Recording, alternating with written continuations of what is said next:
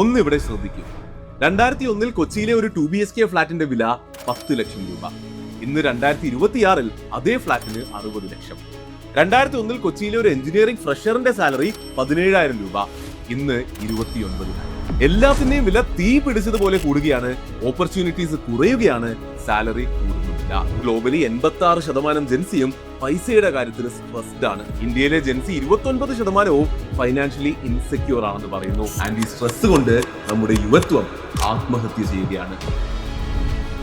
തീർച്ചയായും ഈ കണക്കുകൾ പറയുന്നത് കാര്യങ്ങൾ എന്ന് വഷളാണ് എന്നാണ്. പക്ഷേ ഈ വീഡിയോ ഈ നമ്പേഴ്സിനെ പറ്റിയല്ല. It's about A generation who are suffering from this. തോൽവി മുൻകൂട്ടി നിശ്ചയിച്ച ഒരു കളി നിവൃത്തിയില്ലാതെ കളിക്കേണ്ടി വരുന്ന ഒരു ജനറേഷനെ പറ്റി. നിങ്ങളുടെ ഫ്യൂച്ചറിൽ നിങ്ങൾക്ക് തന്നെ വിശ്വാസം നഷ്ടപ്പെട്ടുവെങ്കിൽ ഈ വീഡിയോ നിങ്ങൾക്കുള്ളതാണ്. ഒരു ഫാക്ട് ഞാൻ പറയാം.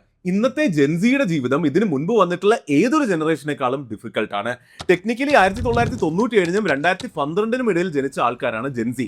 അവർക്ക് ഉത്തരവാദിത്തമില്ല, തോന്നിയ പോലെ ജീവിക്കുകയാണ് എന്നാണ് മുതിർന്നവർ കുറ്റം പറയുന്നത്. പക്ഷെ അവരുടെ ലൈഫ് ശരിക്കും ഭയങ്കര ഡിഫിക്കൽട്ട് ആണ്. ഇപ്പോൾ കണ്ട കണക്കുകൾ വെച്ച് തന്നെ ഞാൻ നിങ്ങൾക്ക് തെളിയിച്ചു തരാം.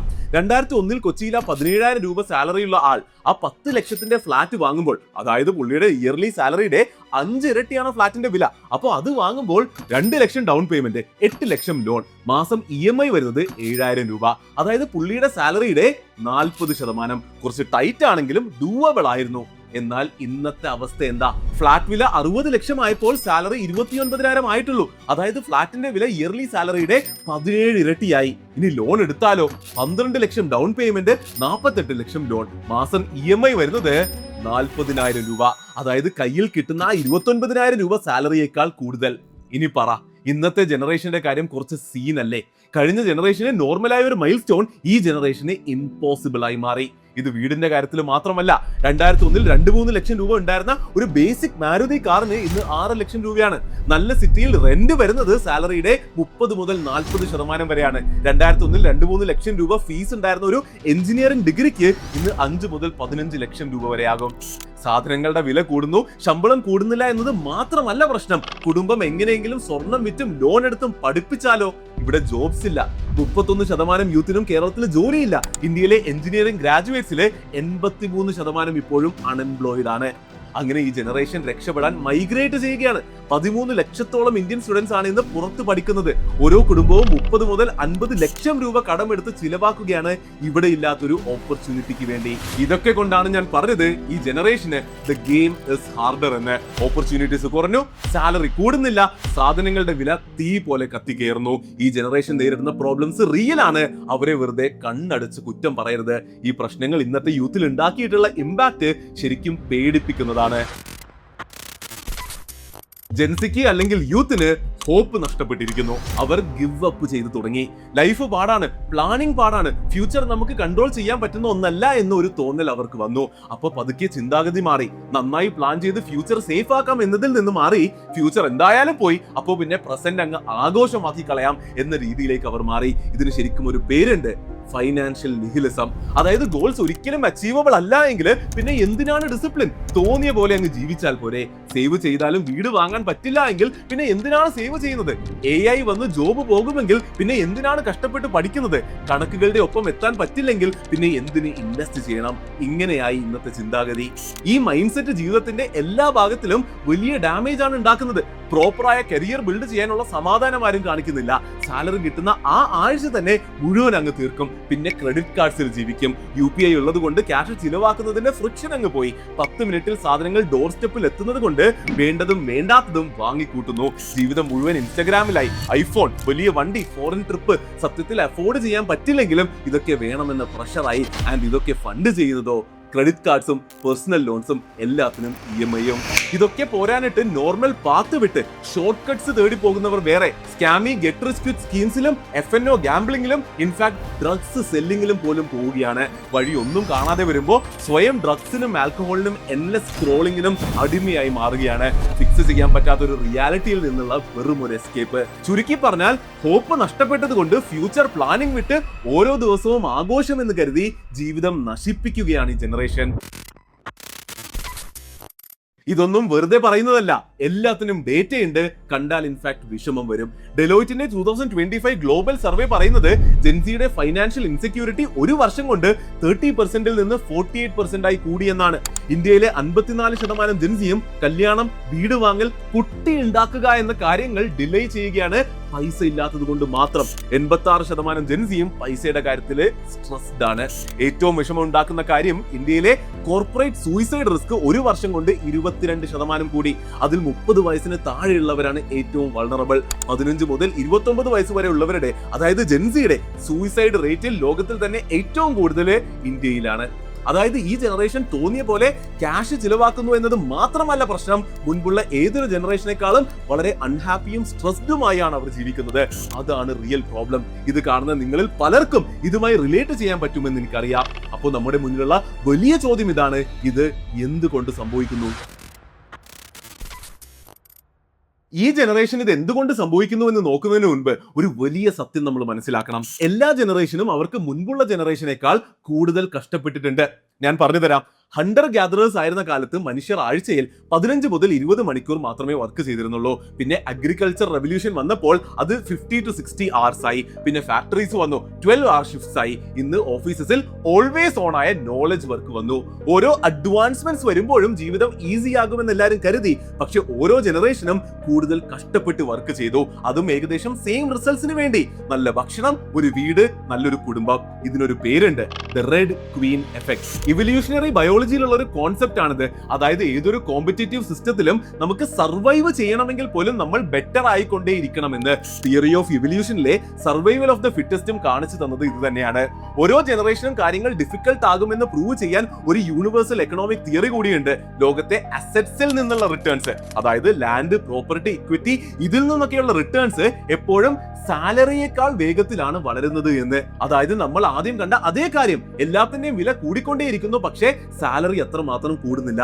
ഇതൊരു പ്രൂവൺ യൂണിവേഴ്സൽ എക്കണോമിക് തിയറിയാണ്, അല്ലാതെ നമ്മുടെ നാട്ടിലെയോ ഈ കാലഘട്ടത്തിന്റെയോ പ്രശ്നമല്ല. അപ്പോ എക്കണോമിക്സും ബയോളജിയും മാത്തമാറ്റിക്സും എല്ലാം പ്രൂവ് ചെയ്യുന്നത് ഓരോ ജനറേഷനും അവരുടെ മുൻപുള്ളവരെക്കാൾ കഷ്ടപ്പെടുമെന്നാണ്.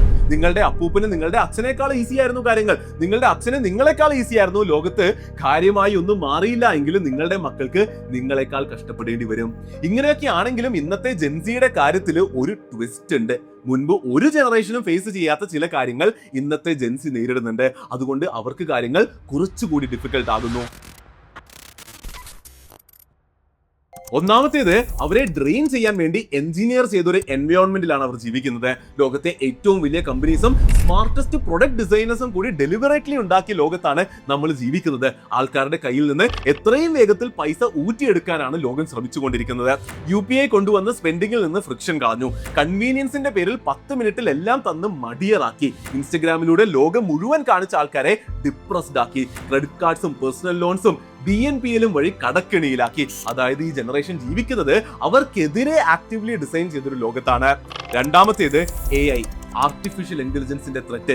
ഇതിനു മുൻപുള്ള technological revolutions, industrial, computer, internet, അതൊക്കെ ജോബ്സ് ഡിസ്റപ്റ്റ് ചെയ്തുവെങ്കിലും അവസാനം കൂടുതൽ ജോബ്സ് ക്രിയേറ്റ് ചെയ്യുകയാണ് ചെയ്തത്. AI എന്നാൽ അങ്ങനെയല്ല. അതിന് സ്വന്തമായി ചിന്തിക്കാനും സൊല്യൂഷൻ കണ്ടെത്താനും അത് ഇംപ്ലിമെന്റ് ചെയ്യാനും പറ്റും. പല ജോബ്സും ഇല്ലാതാകുന്ന ആദ്യത്തെ റെവല്യൂഷൻ ആണിത്.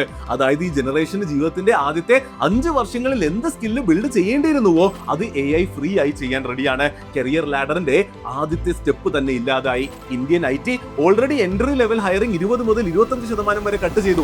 ആന്ത്രോപിക്കിന്റെ CEO പറയുന്നത് അടുത്ത 5 വർഷത്തിനുള്ളിൽ entry level white collar jobs 50% വരെ ഇല്ലാതാവുമെന്നാണ്. അപ്പോൾ സാലറി കൂടുന്നില്ല എന്നുള്ളതിനേക്കാൾ ജോലി തന്നെ ഉണ്ടാകുമോ എന്നായി പേടി. ഇനി മൂന്നാമത്തേത്, കൊളാപ്സ് ഓഫ് സേഫ്റ്റി നെറ്റ്സ്. മുൻപുള്ള ജനറേഷൻസിന് ഫൈനാൻഷ്യൽ ഷോക്സ് അബ്സോർബ് ചെയ്യാൻ അല്ലെങ്കിൽ ഒരു ബേസ് കൊടുക്കാൻ ഫാമിലി ലാൻഡോ അസറ്റ്സോ ബിസിനസ്സോ ഉണ്ടായിരുന്നു. പക്ഷെ ഓരോ ജനറേഷൻ കഴിയും തോറും കൈമാറാനുള്ള അസറ്റ്സ് കുറഞ്ഞു വരും. അങ്ങനെ കുറഞ്ഞ കുടുംബത്തിൽ നിന്ന് അസറ്റ്സ് അല്ല, എന്നാൽ ലയബിലിറ്റിയും കടങ്ങളും കിട്ടുന്ന ഒരു അവസ്ഥയാണ് ഇപ്പോൾ ഉള്ളത്.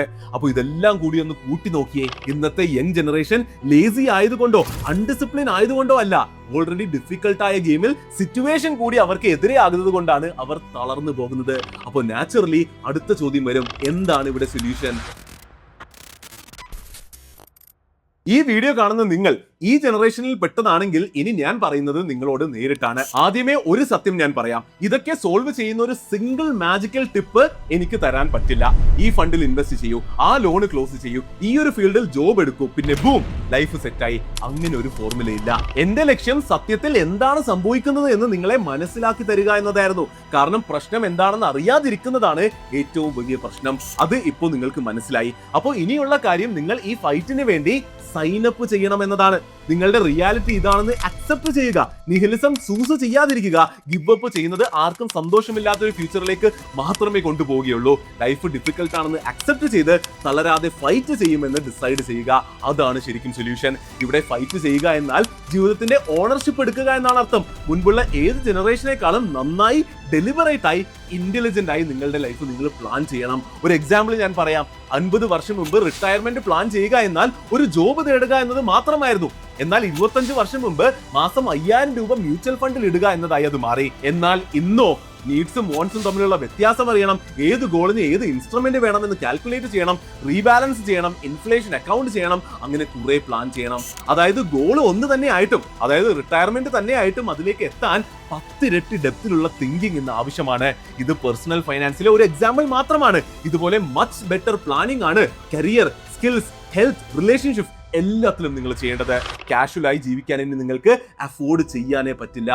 ഒന്ന് സമ്മറൈസ് ചെയ്യാനാണെങ്കിൽ പ്രശ്നം എന്താണെന്ന് മനസ്സിലാക്കുക, ഡിഫിക്കൽട്ടായ ഈ ഫൈറ്റിന് വേണ്ടി സൈനപ്പ് ചെയ്യുക, ജീവിതത്തിൽ ഓണർഷിപ്പ് എടുത്ത് മുൻപുള്ള എല്ലാ ജനറേഷനേക്കാളും ഷാർപ്പറായി ലൈഫ് പ്ലാൻ ചെയ്യുക. അത് മാത്രമാണ് സൊല്യൂഷൻ. ഈ വീഡിയോ ഒരു വേക്കപ്പ് കോളായി മാത്രം നിങ്ങൾ കണ്ടാൽ മതി. ഈ പറഞ്ഞ ഓരോ ഏരിയക്കും നല്ല കോണ്ടന്റ് ഓൾറെഡി അവൈലബിൾ ആണ്. അത് കണ്ടുപിടിക്കുക, യൂസ് ചെയ്യുക. പേഴ്സണൽ ഫൈനാൻസിന് വേണ്ടി പ്രത്യേകിച്ച് എന്റെ ഈ ചാനലിൽ ഒരു full A to Z series തന്നെ ഞാൻ ചെയ്തിട്ടുണ്ട്. അത് ഫുള്ള് കണ്ട് മനസ്സിലാക്കി അപ്ലൈ ചെയ്താൽ തന്നെ നിങ്ങൾ കിടിലമാകും. അതുപോലെ ജീവിതത്തിലെ എല്ലാ മേഖലയിലും നിങ്ങൾ ചെയ്യുക. So the fight is real and I want you to fight harder. അതിശക്തം.